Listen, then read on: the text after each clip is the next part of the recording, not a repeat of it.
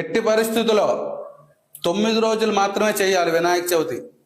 11 రోజులు చేస్తాం, 13 రోజులు చేస్తామంటే కుదరదు ఈ సంవత్సరం. ఎందుకంటే గ్రహణం వస్తుంది. ఎవరో చెప్పారు, మేము పూర్వకాలం నుంచి ఇలాగే చేస్తున్నాం, ఈ పద్ధతిగా చేస్తామంటే కుదరదు. ఈ సంవత్సరం ఖచ్చితంగా 9 రోజులే చేయాలి. 9 రోజుల మించి ఒక్క రోజు కూడా ఉంచుకోవడానికి పనికిరాదు. ఎందుకంటే గ్రహణం వస్తుంది. చాలా మంది మేధావులు తెలిసి తెలియని మినిమిని జ్ఞానంతో ఎలా పడితే అలాగా మళ్ళీ పాత రోజుల్లాగా 21 రోజులు పెడదాం, గణపతి మండపాన్ని ఆ రోజు తాత్కాలికంగా మూసేద్దాం అని చెప్తున్నారు. అలాంటివేవి నమ్మకండి. అలాంటివన్నీ చేస్తే అశాస్త్రీయ పని వల్ల చాలా ఇబ్బందులు పడతారు.